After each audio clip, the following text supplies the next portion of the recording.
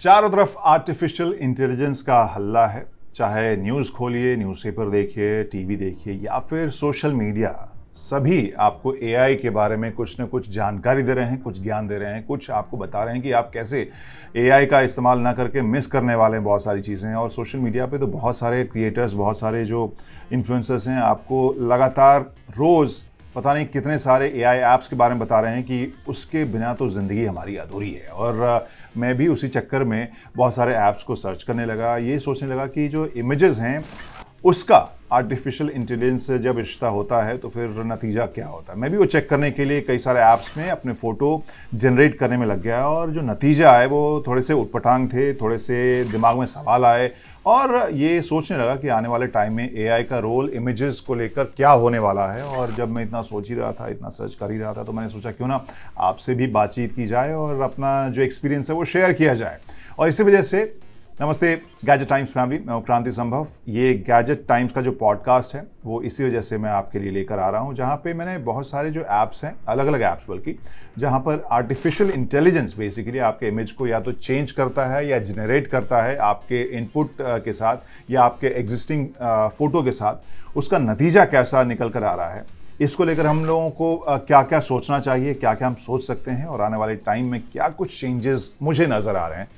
इस पॉडकास्ट में मैं उसी के बारे में बात करना चाह रहा हूं, क्योंकि एक पॉडकास्ट हमने पहले भी किया था जहां पर मैंने चैट जीपीटी के साथ बातचीत की थी। बड़े सारे सवाल जवाब मेरे थे वहां पर। इनकेस आपने मिस किया तो हम हमारे चैनल के ऊपर आप वो देख सकते हैं, क्योंकि मैंने चैट जीपीटी से पूछा था, भाई हमारी नौकरी बचेगी कि नहीं बचेगी, आप हमारी ज़िंदगी के ऊपर, हमारे लाइफ के ऊपर कब्जा तो नहीं कर लोगे, और अगर मेरी नौकरी चली जाएगी तो एक दो बिजनेस आइडिया है तो दे दो।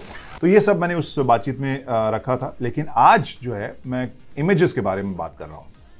तो जैसे मैंने बताया, मेरे भी इंस्टाग्राम रील्स में और टाइमलाइन पे बड़े सारे जो क्रिएटर्स हैं वो बता रहे हैं कि एआई का ये ऐप यूज़ कर लीजिए, वो ऐप यूज़ कर लीजिए, इमेजेस जो है वो किस तरह से आप बदल सकते हैं, जनरेट कर सकते हैं। और इसके बाद अब जो है उन इमेजेस के बारे में आपको बताता हूँ, जहाँ जो मैंने कुछ सेव किए थे और वो आपको इस वीडियो में दिखाने की मैं कोशिश करता हूँ। जैसे मैंने एक रेड एडवेंचर बाइक दिखाया था, जहाँ हिली एरिया में, और जो इमेज आया था ठीक ठाक सा है, लेकिन आप जब गौर से देखेंगे थोड़ा सा उटपटांग ये देखने को लगेगा, क्योंकि पता नहीं किस तरह से ये खिचड़ी बनी है।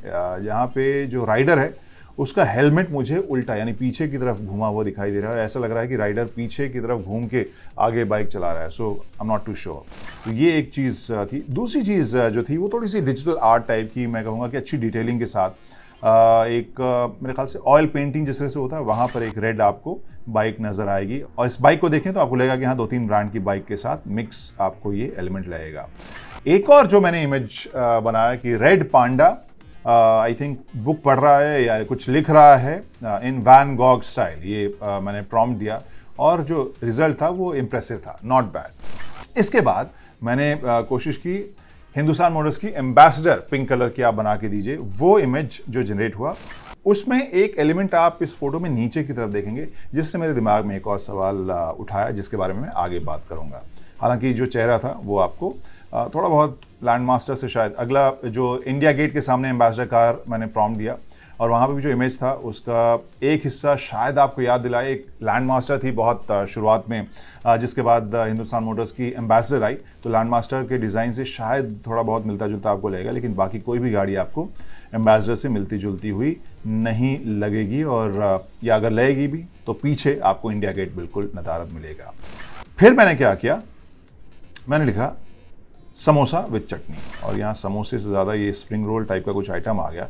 लेकिन फिर से नीचे कुछ जिब्रिश में लिखा हुआ है, जिसके बारे में मैंने कहा कि आगे मैं बात करूंगा। तो यहाँ पर 2-3 एलिमेंट्स, अगेन एक मैंने elephant, blue elephant in front of India gate. I know India gate से मैं शायद ऑब्सेस्ड हूँ, तो वहाँ पे मैंने फिर से डाला था। तो यहाँ पर कुछ एक एलिमेंट्स को मिला के, हाँ, मैंने लिखा था blue elephant riding a motorcycle in front of India gate. तो आई गेस जो मैदान है वो शायद इंडिया गेट टाइप का ही लग रहा है। उसके आसपास जो है, पीछे बैकग्राउंड में इंडिया गेट नहीं है, बट एक 2 हाथी, एक ब्लू एक रेड ऑरेंज, इन दोनों को मिक्स करके कुछ तो बनाया इस आर्टिफिशियल इंटेलिजेंस ने।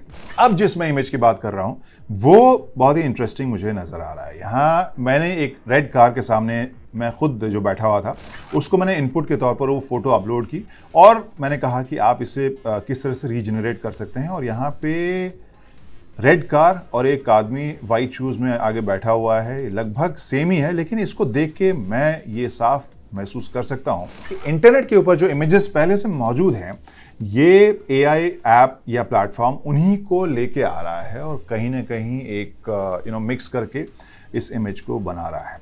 दूसरी चीज़ जो मैं कह रहा था, जिसके बारे में आगे जिक्र करूंगा, नीचे जो जिब्रिश में लिखा हुआ है वो एक बहुत ही इंपॉर्टेंट मुद्दा हो गया हाल फिलहाल में, क्योंकि हाल में ही एक यूएस में कोर्ट केस हुआ था जिसका नतीजा ये आया कि जो नॉवलिस्ट हैं उनको टेक्स्ट के लिए तो कॉपीराइट मिला, लेकिन जो इमेजेस उनके नॉवल में रखे थे उसके लिए कॉपीराइट नहीं मिला। और ये बहुत ही अहम फैसला है अगर हम आर्टिफिशियल इंटेलिजेंस का आर्ट में इस्तेमाल के ऊपर रोल कहें, क्योंकि जो कोर्ट है या कॉपीराइट की जो संस्था है, दैट ऑर्गेनाइजेशन, उन्होंने ये कहा कि भाई ये इस पे दिमाग आपका नहीं लगा, यानी आपकी क्रिएटिव प्रॉपर्टी नहीं है, इस वजह से ये आपको कॉपीराइट इसका नहीं मिलेगा। और यही सवाल बहुत सारे आर्टिस्ट दुनिया भर में उठा रहे हैं, क्योंकि वो अब जो भी अपना डिजिटल आर्ट या आर्ट का कोई भी पीस अगर वो इंटरनेट के ऊपर अपलोड कर रहे हैं तो उन्हें पता है कि आर्टिफिशियल इंटेलिजेंस से जुड़े जो बॉट्स हैं या जो भी एल्गो हैं वो उठा के कुछ नए इमेज के तौर पर उसे बना के रख सकते हैं। और फिर उनके कॉपीराइट का क्या होगा, उनके आर्ट के लिए जो उन्हें पैसे मिलते हैं क्या होगा, उनके राइट का क्या होगा बेसिकली, क्योंकि आप तो किसी का रोजगार छीन रहे हैं। और यही चीज़ मैं जिक्र कर रहा था, नीचे जो जिब्रिश में बहुत सारे इमेजेस में आपको देखने को मिल रहे हैं वो कहीं ना कहीं वो साइन था उस पेंटर का, आर्टिस्ट का, जो ऐसा मैं महसूस कर रहा हूं, जिससे इस ऐप ने या इस प्लेटफॉर्म ने थोड़ा सा जिब्रिश कर दिया नया इमेज जनरेट करने में। तो एक बहुत बड़ा चैलेंज आने वाले टाइम में देखने को मिल रहा है, जहां पर जो आर्टिस्ट हैं, डिजिटल क्रिएटर्स हैं, उनके कॉपीराइट का क्या होगा। आर्टिफिशियल इंटेलिजेंस कहीं उनके काम को चोरी तो नहीं कर रहा है, जस्ट बिकॉज कोई इंसान नहीं चोरी कर रहा है तो क्या एआई के ऊपर हम किस तरह से केस कर सकते हैं। तो यहाँ पर एक बहुत बड़ा मुद्दा कॉपीराइट का होने वाला है। तो इस प्रॉब्लम के बाद ऑब्वियसली सवाल उठेगा कि आने वाले टाइम में क्या होगा। तो यहाँ जितना मैं पढ़ पाया उसमें एक चीज़ मुझे ज़रूर समझ में आएगी, अब नया जो डिफ्यूजन मॉडल आ रहा है उसमें एआई को बेसिकली वर्ड से इमेज को कनेक्ट करने का रास्ता बताया जा रहा है, जिसमें कई सारे प्रॉम्प्ट जो आप दे रहे हैं तो एआई उसको स्क्रैच से बना रहा है, और स्क्रैच से जब बना रहा है तो शायद उसे हम ज़्यादा ओरिजिनल मानेंगे। और आने वाले टाइम में आई गेस एआई का रोल इमेजेस के लिए और भी बेहतर तरीके से इस्तेमाल में लाया जा सकेगा। शायद आर्टिस्ट के राइट्स भी बचे रहें और जो आर्टिस्ट हैं वो डरे नहीं अपने आर्ट को पब्लिक डोमेन में या इंटरनेट पे डालने में। हालांकि एक आपको बता दें, नए सॉफ्टवेयर का भी आया है, जो सॉफ्टवेयर बेसिकली डिजिटल आर्ट में इस तरह से कोडिंग कर देता है जिससे कि एआई उसको ठीक से पढ़ नहीं पाता है, और कई बार जब वो सेम इमेज को इस्तेमाल करता है अपना आर्ट जनरेशन में तो मामला जिब्रिश हो जाता है। उसके बारे में मैं आगे कभी पॉडकास्ट करूंगा, इंटरेस्टिंग चीज़ वो भी मुझे लग रही थी। लेकिन जाते जाते फिर से वही सवाल कि जो स्क्रैच से एआई इमेज बना रहा है वो इमेज एआई को सिखा कौन रहा है, और उसके लिए रेफरेंस इमेजेस कहाँ से हैं। तो ये जो बहस है वो लंबी जाने वाली है, क्योंकि अगर रेफरेंस इमेज भी किसी आर्टिस्ट का दिया जा रहा है तो फिर कहीं ना कहीं तो एआई किसी न किसी आर्टिस्ट का काम इंस्पायर होकर इस्तेमाल में ला ही रहा है। देखना होगा, इंटरेस्टिंग डिस्कशन है। और मैं इसी तरह से कुछ उटपटांग टाइप के टॉपिक जो मुझे लगता है कि बहुत सारे जो टेक के हमारे दोस्त हैं वो जानना चाहेंगे, कोशिश करूंगा इस तरह के और पॉडकास्ट लेकर आने की। इनकेस कोई सवाल है, कोई राय है, इनकेस मैंने कुछ मिस्टेक कर दिया हो तो फीडबैक में ज़रूर बताइए, अगली बार वो सुधारने की मैं कोशिश करूंगा। लेकिन हाँ, क्यूरियोसिटी थी तो मैंने सोचा ये बातचीत आपके साथ की जाए। फिलहाल गैजेट टाइम्स के इस पॉडकास्ट में इतना ही। कोशिश कीजिए अगर पसंद आए तो अपने दोस्तों के साथ ये शेयर करें, और अभी तक अगर नहीं किया है तो सब्सक्राइब ज़रूर करें हमारे चैनल को। फिलहाल बाय बाय।